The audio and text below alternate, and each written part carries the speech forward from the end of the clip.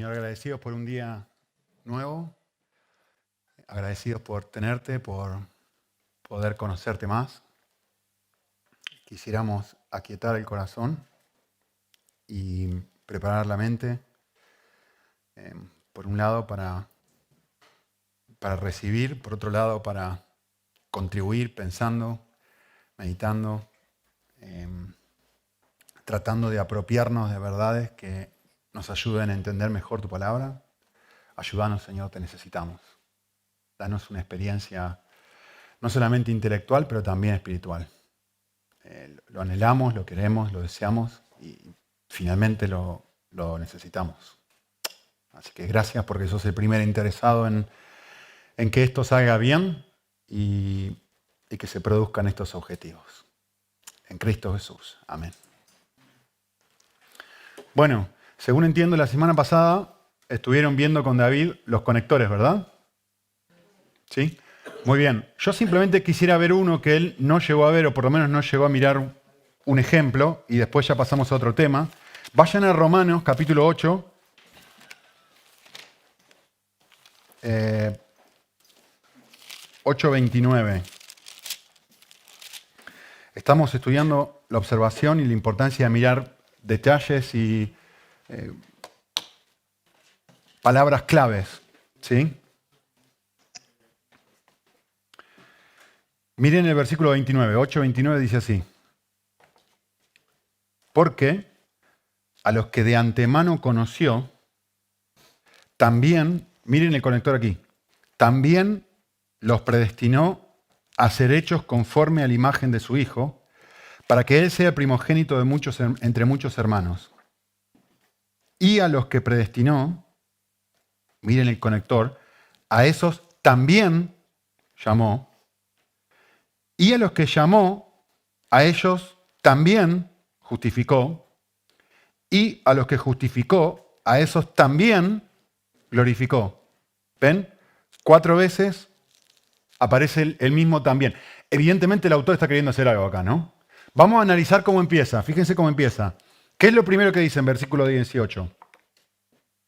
Perdón, 18 no. 29. ¿Cuál es el primer verbo acá? ¿Quién está hablando? Bien, conoció. ¿De quién está hablando? De Dios. Bien, entonces el primer verbo acá es conocer. El texto dice, Dios conoció. Tiempo del verbo. Muy bien. ¿Qué tipo de pasado, Priscila? Mi hija está estudiando esto. Pretérito, En España me parece que se dice pretérito perfecto, en Argentina es otro.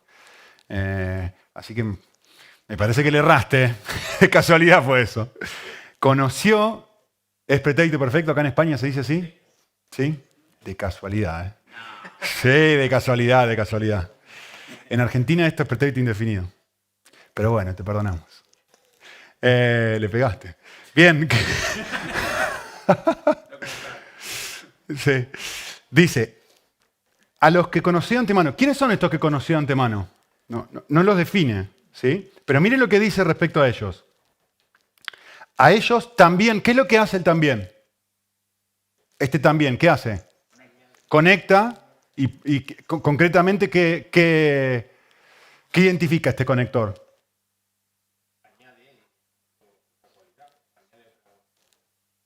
Lo tienen en su hojita. ¿Qué? Muy bien, incluye, es decir, a los que Dios hizo esto, también hizo esto. ¿Sí? ¿Qué es lo que hizo? A los que conoció, ¿qué fue lo que también hizo? Lean el versículo, ¿qué dice? ¿Quién? Vale, entonces, miren esto. Primero Dios conoció, luego Dios predestinó. Tiempo de verbo. El mismo tiempo de verbo. Vale, miren esto. Acá hay un conector, ¿no? También. Vale, ¿qué es lo próximo? ¿Qué es el próximo verbo ahí? Y da algunas características, ¿no? Ser hechos conforme, para ser hechos conforme a la imagen de su Hijo, para que Él sea primogénito de muchos hermanos. Y a estos que predestinó, ¿qué dice entonces después? Vale, entonces, a este grupo que conoce, A este grupo también los incluye, ¿no? Y los predestina. Ahora, ¿qué es lo que hace Dios? Dios los llamó. Tiempo de verbo. Muy bien, es el mismo tiempo de verbo. Ok. ¿Cuál es el próximo verbo? A los que llamó. Acá llamar no tiene que ver con el llamado, me llamó a las misiones o me llamó a servir en tal lado. No tiene que ver con ese llamado. Tiene que ver con el llamado a la salvación. Hay varios tipos de llamado en la Biblia. Pero acá, si se dan cuenta, está hablando de la salvación, ¿no? Primero dice que los conoce, luego dice que los predestina, luego dice que los llama y ahora va a decir que los justifica. Entonces, en este contexto, el llamado tiene que ver con una obra que Dios hace en la vida de una persona del creyente. Cuando alguien está predicando el Evangelio, tiene que ver con una obra que los hace, vente a mí. ¿Se acuerdan? El libro de Juan, por ejemplo, habla muchas veces de este concepto, ¿sí? De que Dios, a quienes Dios invita, no los echo fuera, dice Jesús varias veces. Entonces, la idea acá tiene que ver con la salvación. ¿Qué hace con estos también? Dígame. Miren, ¿qué tiempo de verbo? No se pierdan esto, ¿eh? Vale, también. ¿Y el último tiempo? ¿Y lo último que hace? Vale. ¿Quién?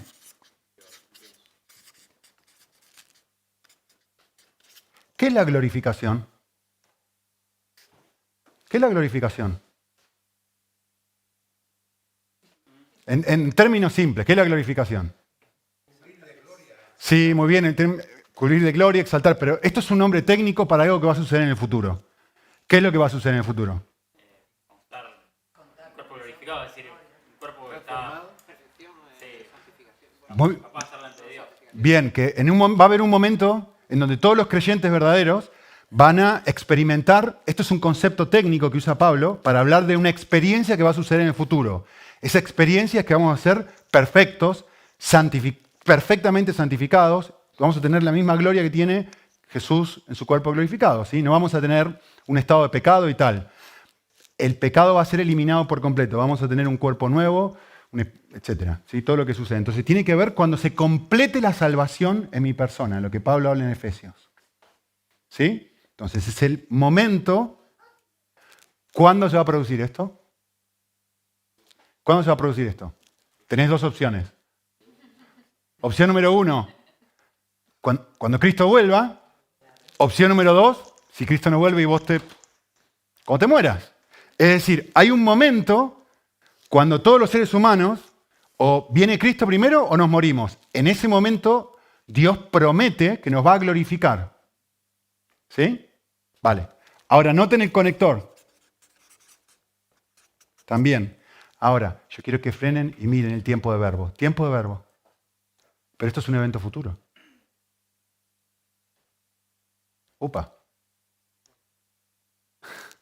Pasado, en cierta forma para algunos es un estado ahora, en donde nos ha llamado, o quizá pasado y nos ha justificado, ahora, futuro. Y sin embargo lo hacen pasado. ¿Por qué? Vale. Acá la clave, ¿saben cuál es? El conector. La clave es, ¿qué está queriendo decir Pablo con lo que dice? Se van a dar cuenta si miran el conector también. Miren, les voy a poner un ejemplo para que se den cuenta. Vamos a decir, estoy inventando, ¿eh? Vamos a decir que Dios conoce a 1000 personas de antemano. A estas 1000 personas también Dios predestina. A estas 1000 personas también Dios llama. A estas mismas 1000 personas también Dios justifica. Y a estas 1000 personas también Dios glorifica. A ver, el texto está diciendo esto. Miren, les voy a poner otro ejemplo para que se entienda mejor. Vamos a decir que Dios arranca con 1000 personas que llegan que Dios conoce. Bueno, vamos a decir que quedan 9000 a la hora que predestina. Y vamos a decir que quedan 8000 a la hora que llama. Y de esos que escuchan su llamado, solamente 700 realmente lo justifica, llegan a tener una experiencia de conversión. ¿Cuántos son glorificados? Yo qué sé. 30. 900 y 800, no 9000 y 8000, ¿no? Sí, da igual, no importa, son números que acabo de inventar. Sí. Cada vez menos, sí, 900, tenés razón, 900. esto, que si alguien arranca acá, ¿qué está queriendo decir el texto? Que si Dios arranca con 1000, termina con 1000. ¿Por qué? Porque el conector dice, a estos también, a estos también, a estos también y a estos también. No puede sucederse que Dios arranca con 1000 y después le quedan 900 y después le quedan 800, después 300 y después 30 terminan en el cielo. Lo que él también, ven, el conector me está mostrando que a todo lo que hizo esto, también esto, también esto, también esto, y también una experiencia futura, que está reservada en los cielos para nosotros. ¿De qué está hablando el texto? ¿Qué me está dando este texto? Gracias. ¿Lo ven? ¿Cómo lo sé? No lo digo yo, lo dice el texto. Me ayuda el también. ¿Se dan cuenta? El también es el que a mí me da seguridad de salvación. Si no dijera, si esto no fuera un conector que incluye conceptos, yo no podría estar seguro de mi glorificación. ¿Se entienden? Sí. Solamente la última parte en la futura, mientras que la demás es la futura. El autor está tomando un evento futuro como si ya se hubiese consumado. Eso es lo que está haciendo Pablo. Por eso utiliza el pasado. Utiliza el pasado para hacerme ver en la mente de Dios, esto ya es un evento consumado. Eso es lo que el texto está diciendo. Por eso esto es imposible. Esto es imposible. ¿Por qué? Porque los que comienzan también terminan. Eso es lo que Pablo está queriendo decir. Por eso podemos tener seguridad de salvación. Porque no depende de nosotros, depende de Él. Depende de que Él nos haya conocido, predestinado, llamado y justificado. Y a todo lo que ha hecho esto también lo va a glorificar. Y Pablo está tan seguro de esto que lo expresa con un verbo pasado, como si ya hubiera acontecido. Fabuloso. ¿Cómo me doy cuenta de eso? Por el también. La única cosa que para la pregunta tuya, no solo eso es el futuro, sino que, por ejemplo, cuando Pablo dijo eso, nosotros todavía no estábamos. También. Y era futuro. Aún así, y cuando pasen los que vengan que tengan que venir, son futuros, pero ya están. Están en una caja al costado. Muy bien.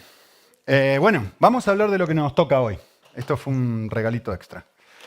Un regalito extra que nos llevó bastante tiempo. Bien. Queremos observar, lo próximo que tenemos que hacer en la observación microscópica es identificar las palabras claves del texto. Perdón, las frases claves del texto. ¿Sí? Así que, si esto quiere funcionar. Ahí está. Muy bien. Lo primero que uno quiere hacer, ahí lo tienen en sus hojitas. Les repartí las hojitas, ¿no? Si todo el mundo las tiene. Bien. Primero que nada, cuando el autor repite una frase, eso significa que es importante para ese autor. Como el también en este caso. Pero acá solamente una palabra, ¿sí? Pero hay ciertas frases que nosotros podemos ver que son extremadamente importantes, ¿sí? En primer lugar, si esto quiere funcionar. No, vas a tener que pasarlo vos, no sé qué está pasando, pero funciona cuando quiere. Me corrijo, no funciona. Ahí está.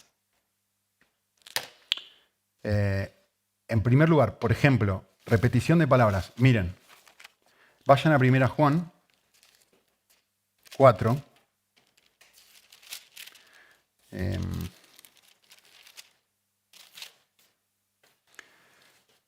Miren, 1 Juan 4, 7.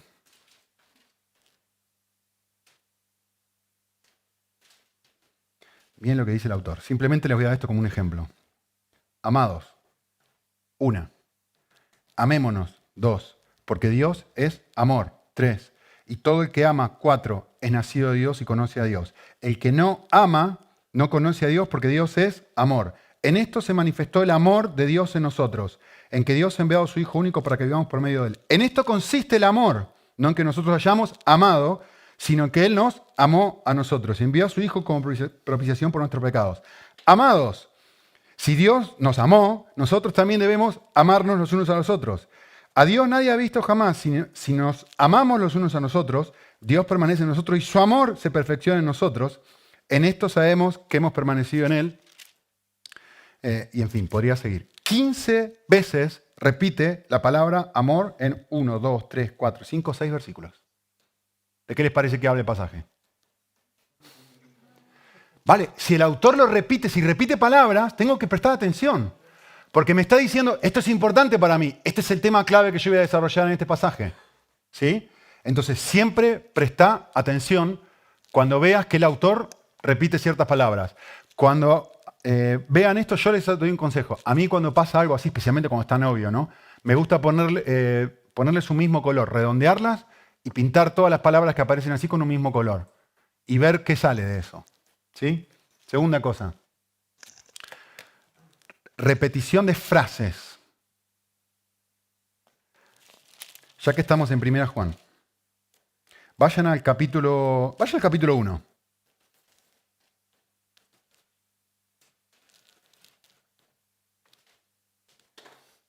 Versículo 6. Miren, es que no tengo que ni hacer un esfuerzo para mirar esto, porque lo tengo marcado con amarillo en mi Biblia. Miren el versículo 6. Dice, si decimos que... Miren el versículo 8. Si decimos que... Miren el versículo 10. Si decimos que... Ahora miren el capítulo 2. Versículo 4. El que dice que... Capítulo 2, versículo 6. El que dice que... Versículo 9. El que dice que... Ustedes se dan cuenta que la frase se repite una y otra vez. ¿Por qué se repite la frase? Porque en este caso, ¿qué estará queriendo decir el autor, Juan, acá? ¿Qué les parece? La frase, ¿qué quiere comunicar esta frase? ¿O qué querrá comunicar? De lo que ustedes saben del libro. Si miran uno de los versículos se van a dar cuenta. Está retratando al que habla de esa manera para que se comprometa a lo que está diciendo. Muy bien, se está metiendo en la cabeza de la persona, del receptor del libro, y está diciendo, si alguno de ustedes dice esto, está equivocado. Si alguno de ustedes dice esto, está equivocado. Si decimos que tenemos comunión con Él, pero andamos en tinieblas, estás equivocado. Mentís y la verdad no está en ti. Entonces, se está metiendo en la cabeza. Evidentemente esto era un problema ahí. Había gente que, en el contexto de 1 Juan, decía, no, yo estoy bien, yo acepté al Señor y puedo caminar de la forma que yo quiera. No, flaco, eso no funciona así. Si tú dices esto, pero está esto otro, acá hay algo que no va. Entonces, como repite esa frase varias veces, me ayuda a pensar y decir, mira, que esto es importante para Juan. Otra. Acá en Juan hay un montón. Miren el capítulo 2, versículo 3. 2, 3. Y en esto sabemos que... Versículo 5, al final. En esto sabemos que... Y noten cada uno. En esto, versículo 3 les dije, ¿no? En esto sabemos que ¿qué? Que llegamos a conocerle. Es decir, que hemos tenido una experiencia de conversión genuina. Versículo 5.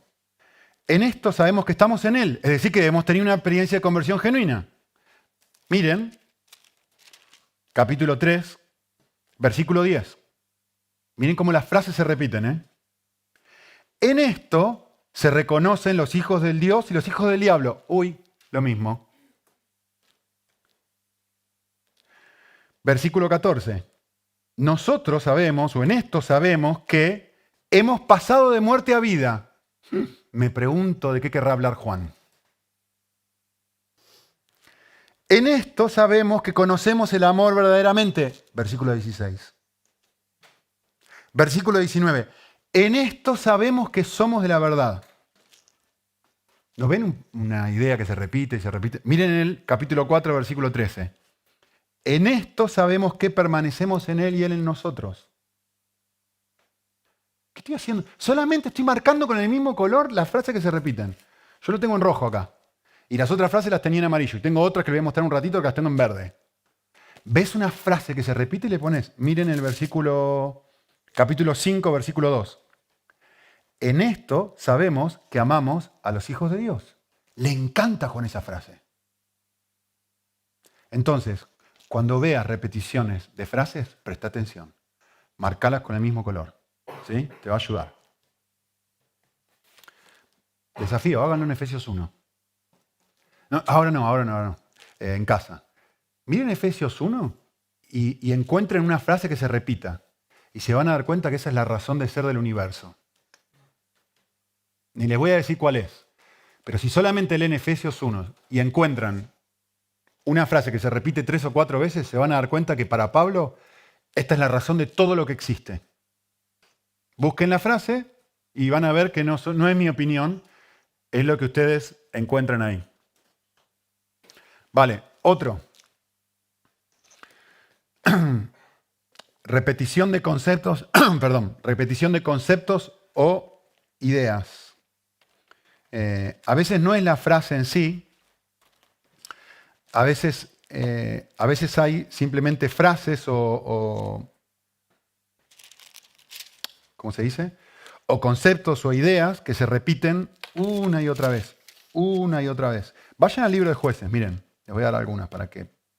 Jueces.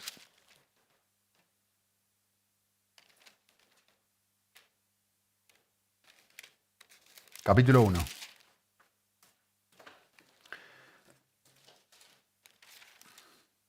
De vuelta, cuando ustedes estén estudiando un libro y lo lean la primera vez y lean varios capítulos juntos, etc., siempre estén pensando, ¿qué se repite acá? ¿Qué se repite acá? Porque lo que se repite te va dando patrones de cómo el autor, primero, que es importante, y segundo, cómo el autor se va organizando. ¿Sí? Miren esto.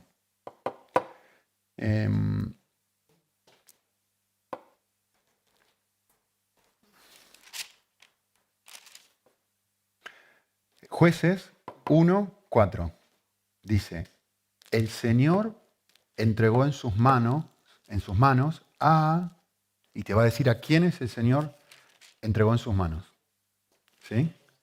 Si mirás el versículo 19, comienza diciendo, y el Señor estaba con Judá cuando tomó posesión. Si mirás el versículo 22, y el Señor estaba con ellos. Cada vez que tú ves el libro de Jueces y el Señor estaba con ellos, el pueblo de Israel gana. Cada vez que ves que eso no está, el pueblo de Israel pierde. El libro de los Jueces es eso, ¿sí? Es una serie de luchas en donde el pueblo de Israel se rebela y Dios levanta un juez, y cuando el pueblo de Israel pierde, están lejos de Dios. Pero cuando Dios está cerca de ellos, vuelven a ganar.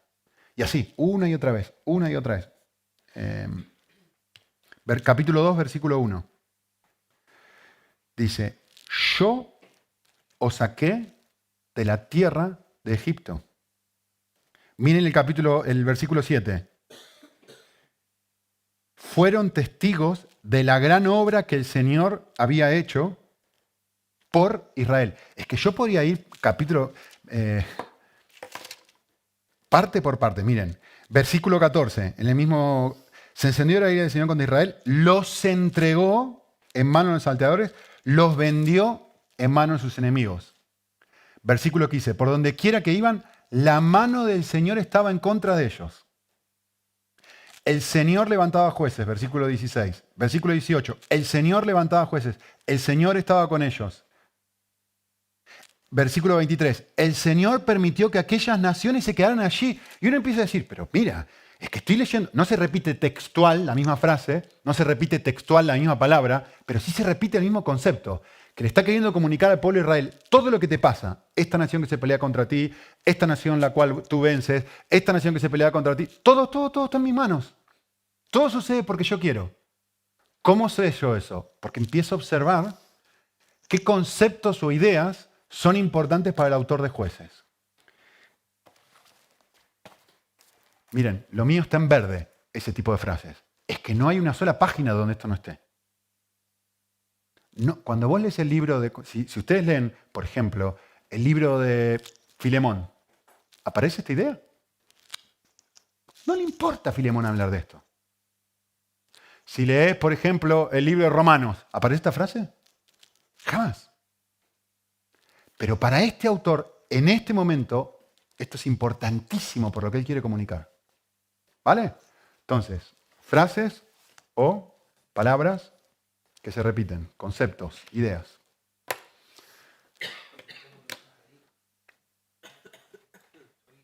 Muy bien. Otra. Nombres o personas. Suenan todos los móviles, ¿no?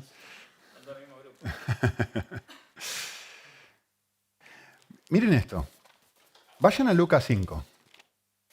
Lucas 5, por un ejemplo. Versículo. Vayan a Lucas 5, 8. Los pongo en contexto. Jesús está llamando a sus primeros discípulos y está en el lago, en Galilea. Y miren el versículo 8 con quién se encuentra. Al ver esto, Simón Pedro cayó a sus pies, diciendo, apártate de mí porque soy pecador. Y versículo 10. Y lo mismo le sucedió a Jacobo y a Juan, los hijos de Zebedeo, que eran socios de Simón. Vale, presten atención a los nombres. ¿Quiénes están acá? ¿Pedro? ¿Están durmiendo? ¿Pedro? Vamos. ¿Jacobo? Bien. Pedro, Jacobo y Juan. Vayan al mismo Lucas, mismo autor. Vayan al capítulo 8.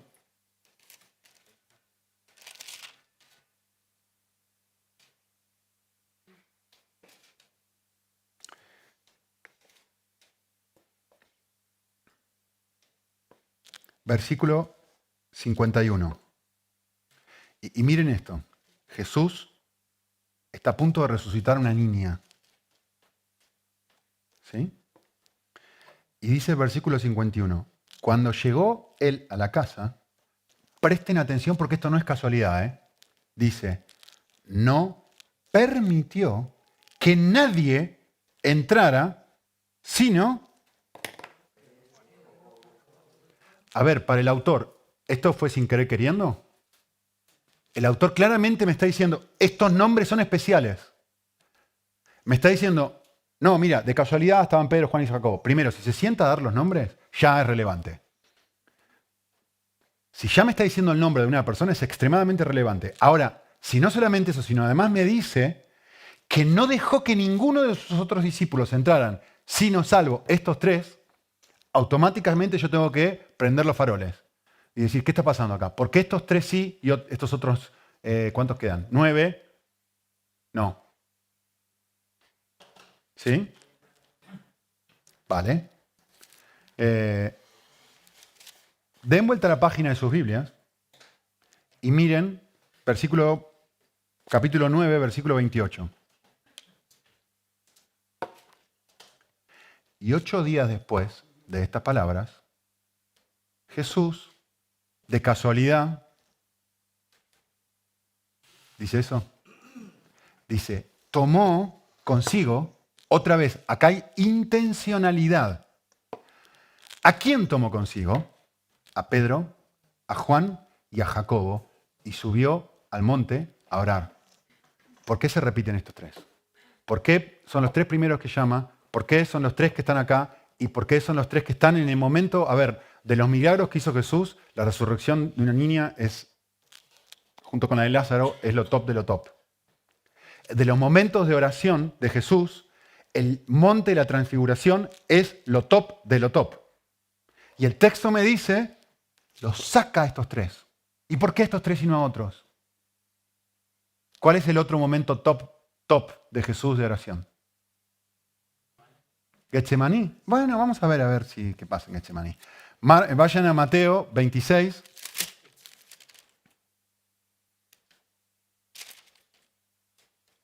Versículo 36. Dice, entonces Jesús llegó con ellos a un lugar que se llamaba Getsemaní y dijo a sus discípulos, sentaos aquí, miren esto, le dice al grupo de sus discípulos, ustedes se sientan aquí, vengan, se sientan aquí, los 12. Yo me voy allá, mientras voy a orar. Versículo 37. Sin embargo, ustedes tres vengan. Tomó consigo a Pedro y los hijos de Zebedeo. ¿Quiénes son los hijos de Zebedeo? Los mismos tres. ¿Por qué se repetirán estos nombres? Miren, en los tres momentos, o tres de los momentos más importantes de la vida de Jesús, en la transfiguración, en el monte de Getsemaní y en la resurrección de una niña, estos tres mismos nombres. ¿No merecería la pena sentarme y pensar? Cuando hay repetición de nombres o personas, presta atención. Cuando se destacan ciertos nombres, presta atención. Por ejemplo, en la genealogía de Jesús. No lo voy a hacer ahora porque no tenemos tiempo, pero en Mateo, cuando habla que nadie la lee, que es extremadamente relevante, la genealogía de Jesús, ¿ustedes se han puesto a pensar a quiénes incluye? Una prostituta. ¿De quién desciende el Dios del universo? De una prostituta.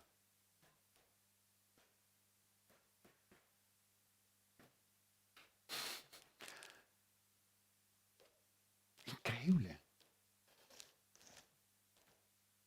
Increíble. ¿Cuál es tu pedigrí?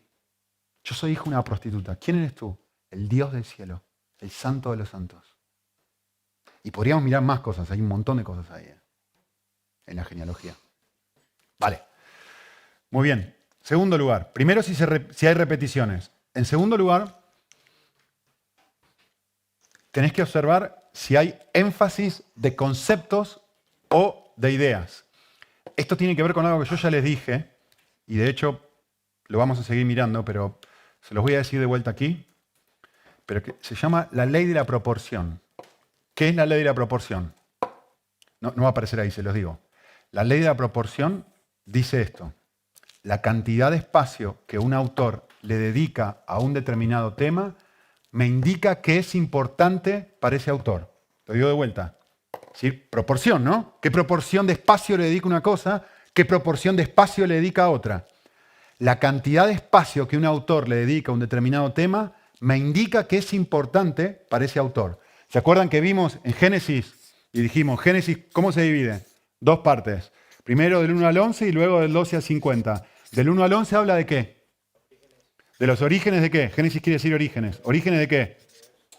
Del universo. Y luego habla de qué orígenes? Del pueblo. Y yo les dije, la ley de la proporción dice que para el autor, si le dedica 11 capítulos a esto y le dedica 39 a este otro, ¿qué es más importante para el autor? Entre paréntesis, de estos 11, en realidad para el origen del universo hay 2. Pero para mí no es importante eso. Da igual, vos no sos el autor. Para el autor es más importante que el pueblo de Israel conozca su origen como pueblo que conozca el origen del universo. Entonces, la cantidad de espacio que un autor le dedica a un tema me indica que es importante para ese tema. Miren, otro ejemplo. Miren, vayan a Jonás. Oseas, Joel, Amós, Abdías, Jonás, Miqueas.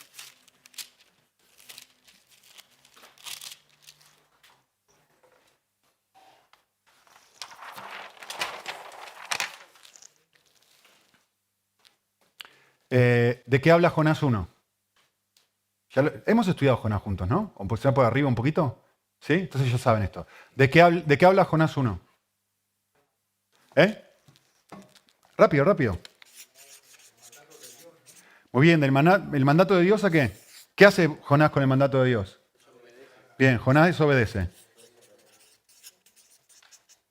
Desobedece. Bien, en esencia, todo el capítulo 1 tiene que ver con su desobediencia, que se va, que no le hace caso a Dios, que se va a la tormenta y todo lo que sucede, pero en esencia, si tuviéramos que resumirlo, tiene que ver con esto. ¿Sí? ¿De qué habla Jonás 2?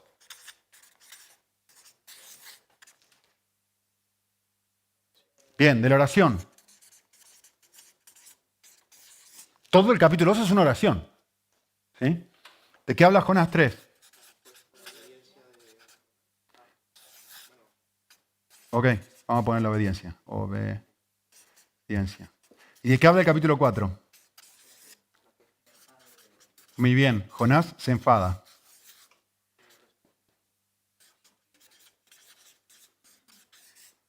Vale, les hago una pregunta. ¿Cuándo ¿Cuándo habla el autor de la predicación de Jonás? ¿Cuándo? ¿Qué capítulo? No. En el 3. ¿Cuántos versículos le dedica a la predicación de Jonás?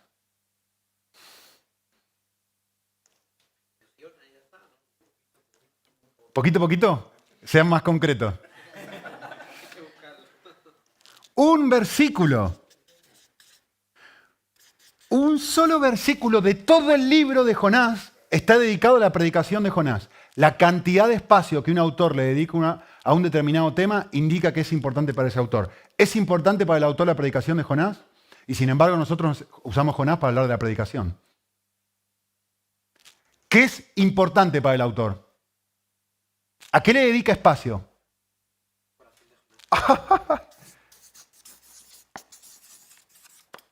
Si querés decirlo de otra forma, a la actitud. Esto es lo que tiene más espacio.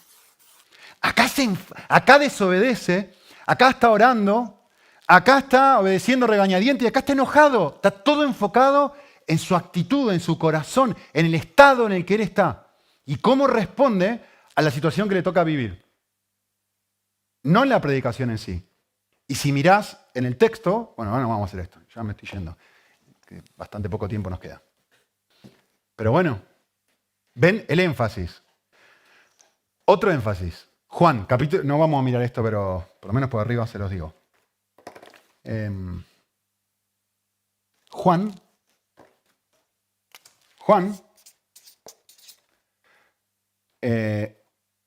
capítulos 1 al 12, hablan del ministerio de Jesús.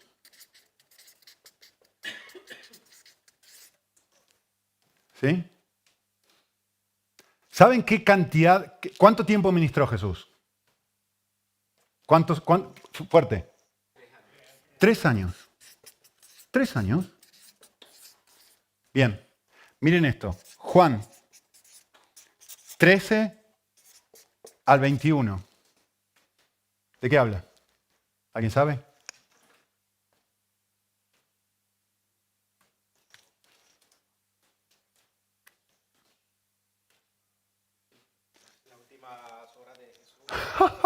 Las últimas horas de Jesús. Miren esto. 12 capítulos para 3 años. 12 capítulos para 3 años. Y miren esto. La cantidad de capítulos que le dedica aquí a un par de días. Y ni siquiera van a ser un par de días, porque se dedica un par de horas. La cantidad de espacio que un autor le dedica a un determinado tema me indica que es importante para él. ¿Qué es importante para Juan? Esto. En Juan no vas a encontrar cantidad de información sobre la última cena, un montón de cosas que Jesús hizo, lavado de los pies que no está en ningún otro lado, en fin, cantidad de cosas que nos habla acerca de las últimas horas de Jesús. Muy poco acerca de su ministerio y un montón acerca de sus últimos días. ¿Sí? Muy bien. Otro.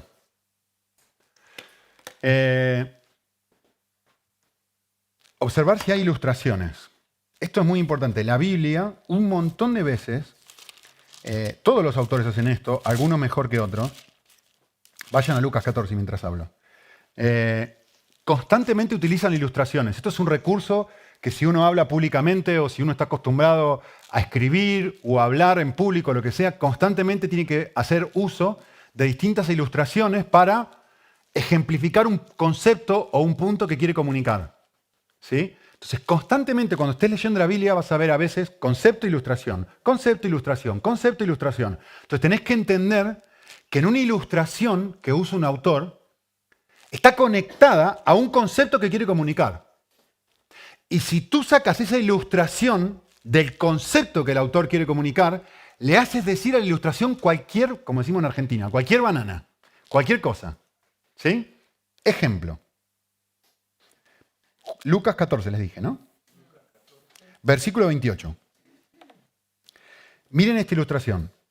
Porque ¿quién de vosotros deseando edificar una torre no se sienta primero a calcular el costo? Está ilustrando. Para ver si tiene lo suficiente para terminarla. Te está armando una imagen visual de algo. Vale, voy a construir algo. tengo que frenarme y pensar si tengo suficiente dinero para poder terminarlo. No sea que cuando haya echado los cimientos y no pueda terminar, todos los que vean comiencen a burlarse de él. Primera ilustración. ¿La ven? Segunda ilustración. O, 31, ¿qué rey cuando sale al encuentro de otro rey para la batalla no se sienta primero y delibera si con 10.000 hombres es lo suficientemente fuerte como para enfrentarse al que viene contra él con 20.000 hombres? Y si no, o sea, no, tiene 20, yo tengo 10, ¿qué hago? Versículo 32. Cuando está lejos, le envía una delegación y le dice, no, a ver, vamos a poner, ¿cómo arreglamos esto? ¿Sí? Muy bien. ¿Las ven las dos ilustraciones? Están clarísimas. ¿Sí? Bien. Uno lee estas ilustraciones y dice, ¡ay! Yo le digo efecto sopapa, ¿no? ¡Pac! ¿Saben lo que es la sopapa, no? No saben. ¿Chupona? Ventosa, una ventosa. Hago ¡pac! Saco esta ilustración fuera de contexto y digo, mira, Jesús me está enseñando acá, me está dando ilustración. Cuando yo tenga que tomar una decisión económica, lo que tengo que hacer es sentarme a pensar si realmente tengo el suficiente dinero para terminar la casa, que dije, nada que ver, nada que ver, nada que ver, el texto no está enseñando eso. Pero Nicolás, el texto dice eso. Sí, pero esto es una ilustración que tiene un contexto. Y tengo que mirar la ilustración en el contexto. ¿Qué es el contexto de esta ilustración? Así pues, versículo 33, esto es un sándwich. Cualquiera de vosotros que no renuncie a todas sus posesiones no puede ser mi discípulo. Versículo 27, el que no carga su cruz y me sigue no puede ser mi discípulo. El que no aborrece a padre, madre, hijo no puede ser mi discípulo. Por lo tanto, me da estas dos ilustraciones. ¿Cuál es el objetivo de las ilustraciones? Bien, ¿y en este contexto? ¿Qué ilustra? Estas dos ilustraciones, ¿qué están queriendo mostrar? ¿Cuál es el objetivo de Jesús? Antes de seguir a Cristo tenés que pensar el costo que tiene. Antes de seguir a Cristo tenés que ponerte a pensar. Te está diciendo un momento. Las grandes multitudes lo acompañan, versículo 25, y él se vuelve a ellos y dice, mira, te voy a aclarar una cosa, que si querés seguirme, yo tengo que tener más valor para ti que ninguna otra persona. Si querés seguirme, tenés que tomar tu cruz todos los días. Si querés seguirme, todo tu dinero lo tenés que entregar. No, pero yo pensé que el 10%... No, flaco. Todo tu dinero, todo, de punta a punta. Y en ese contexto dice, calcula el costo. ¿Ahora querés seguirme? Ahora que sabés cuál es el costo, ¿querés seguirme? ¿Lo ven? Tienen un contexto las ilustraciones. Siempre tienen un contexto. Si las saco fuera de contexto, le hago así cualquier cosa. El objetivo de Jesús es que empiece a pensar. Es decir, un momento. Jesús no puede competir con nada. Con nada. Y cuando está compitiendo con algo, tengo que hacer así. No, pero yo no sabía que esto era tan radical. Por eso. Por eso Jesús dice, tenés que sentarte y pensar. No, pero nadie hace eso. ¿Sí? Nadie. Las grandes multitudes después se fueron todos. Nadie hace eso. ¿Sí? Nadie. Nadie va a Sudán. Nadie quiere ir. Nadie compra, ¿qué hicimos ayer? Nadie compra, ¿cómo se llama? Regalo de Navidad para otros. Y de repente empiezo a pensar y digo, un momento.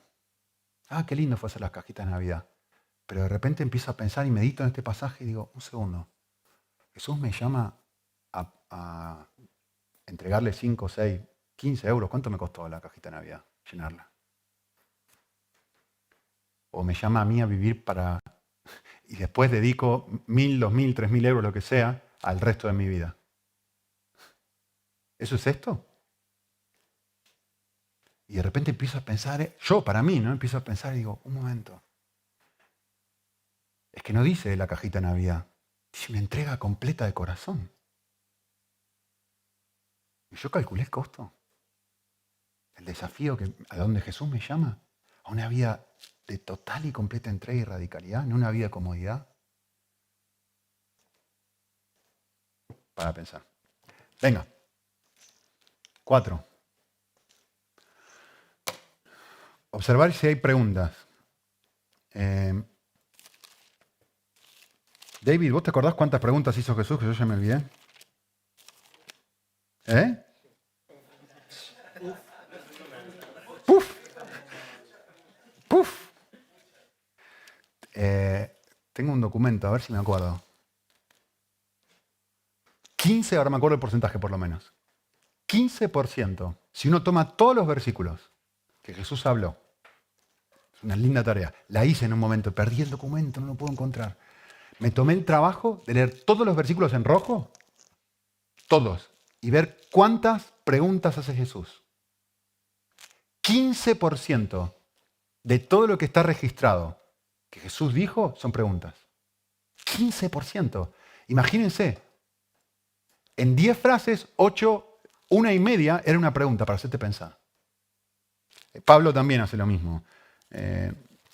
No tenemos tiempo de mirarlo, pero, por ejemplo, una pregunta que todo el mundo hace es, vale, si la salvación no se pierde y Dios me perdona absolutamente todo, entonces, capítulo 6, versículo 1, no la busquen. ¿Qué diremos pues?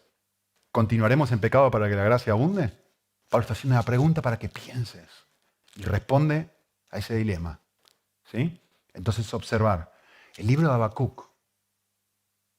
¿Hasta cuándo, Señor? ¿Hasta cuándo? ¿Por qué permitís estas situaciones de dolor? Observar cuando haya preguntas. ¿Sí? Perdón que toque rápido porque me estoy... ¿Cuántas? 249. Gracias, iba a decir 255, pero estaba ahí cerquita. Vale. Muy bien. Muy bien. Otra cosa para observar, otras frases. Observar si hay mandamientos. ¿Sí?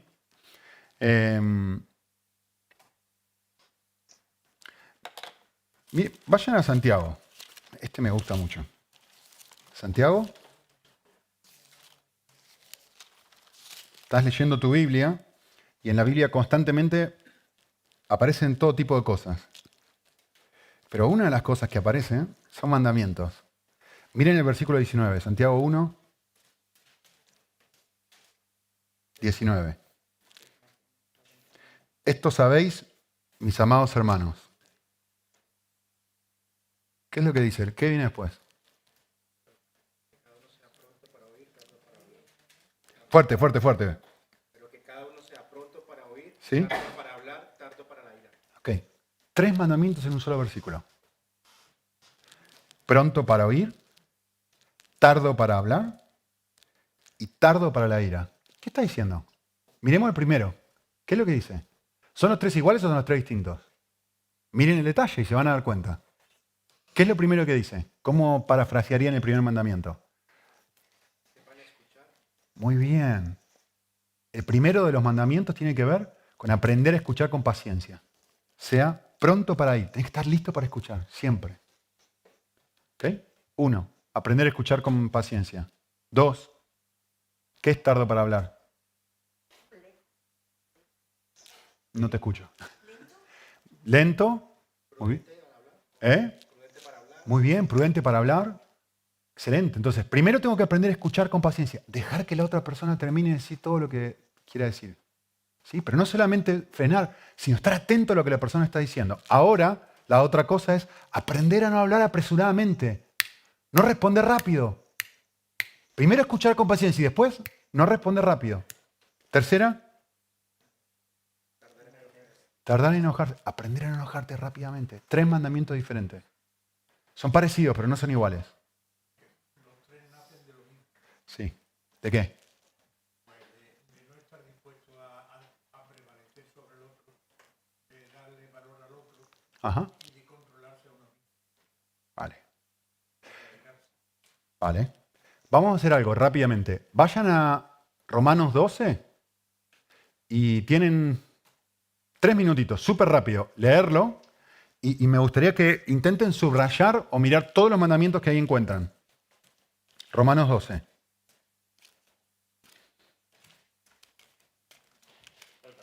Sí, rápido. No tienen que sacar muchas conclusiones, solamente observar qué mandamientos se encuentran ahí. Por supuesto, la forma de identificar los mandamientos tiene que ver cuando encontrás verbos en imperativo. Cuando hay verbos en imperativo es porque es un mandato, ¿sí? Espero que sepas la diferencia entre modo indicativo y modo imperativo. Si no, estás en problemas. Venga, tomen 2-3 minutos y subrayenlos que les voy pidiendo a cada uno que vaya leyendo.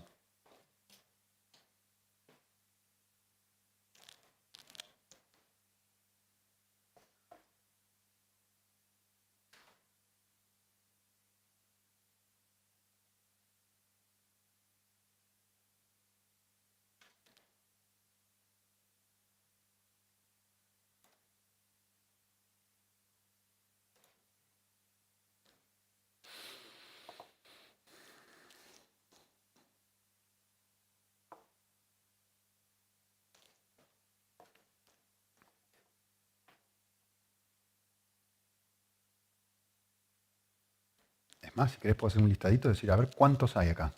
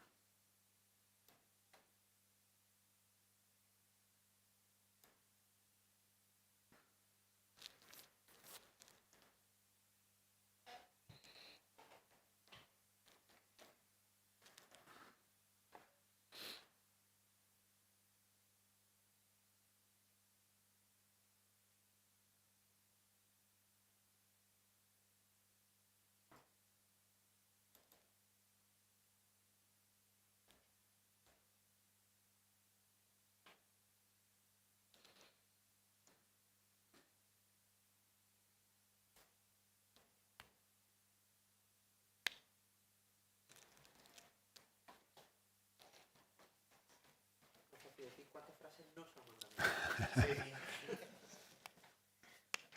Pero yo creo que ninguna vez, ninguno de ustedes, no sé cuántos de ustedes habrán leído Romanos 12 con esa mentalidad. Estoy buscando mandamientos.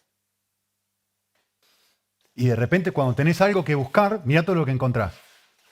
No sé qué leer en la Biblia, no me dice nada. Pero de repente empiezo a mirar y digo, mira, voy a observar cosas que se repiten, voy a observar conceptos, voy a observar preguntas, voy a observar mandamientos. Y de repente empiezan a salir cosas. Pero si estaba acá siempre, no es que no es nuevo. Y seguro que has leído Romanos 12 1000 veces. Bueno, venga, son un ejercicio cortito. Cuénteme, a ver, arranquemos, vamos a tratar de hacerlo en orden. Arrancando el primero, ¿cuál es el primero? Presentéis vuestro cuerpo como un sacrificio vivo. Ok, muy bien, presentar mi cuerpo como un sacrificio. ¿Qué más? No adaptéis a este mundo. Muy bien, no adaptarse al mundo. Transformaos mediante la renovación de vuestra mente. Transformar mi mente. Verificad cuál es la voluntad de Dios. Eso no es un mandamiento, es una consecuencia. Ese es el propósito por el cual yo hago el mandamiento. ¿Sí? Bien, ¿alguien más? Dejado a otra persona. No piense de sí mismo más de lo que debe pensar. Ok, muy bien. Ok. Con referente a los dones, en el verso 6, úsese en proporción, o sea, usar los dones, no sé si eso cuenta como, o sea, úsense en proporción los dones, eso es un mandamiento. Sí, usémoslos. El mandamiento es usar los dones. Bien, ¿qué más? ¿Saltearon alguno? Que cada uno tenga más alto concepto de sí que el que debe de tener. Ok. Muy bien. ¿Qué más? Sean afectuosos. Antes. Aplicándonos a lo bueno. Antes. El amor sea sin hipocresía. No tenés que tener un amor hipócrita. No tengo que tener un amor hipócrita. ¡Ay, qué lindo te queda ese vestido! Te queda horrible, pero por dentro... ¿Sí? Aborrecer lo malo. Aplicate a lo bueno. ¿Qué más? Amaos los unos a los otros con amor fraternal, Bien, muy bien. prefiriendo los unos a los otros. Ah, mire, me encanta este versículo. Me encanta este versículo. En mi traducción dice, en cuanto a gloria, no está eso. Versículo 10. Creo que es Reina Valera, acá me memoricé Reina Valera. Dice, en cuanto a honra, daos preferencia los unos a otros. Cuando llega el momento de que alguien obtenga crédito, que otro. No yo, otra persona. Qué lindo mandamiento, me encanta esto. Ok, no sé perezoso. Bien, ¿qué más? Sed fervientes en espíritu. Ok, Servido al Señor. fervientes en oración. Ayudar a las personas en necesidad, versículo 13. Practicar la hospitalidad.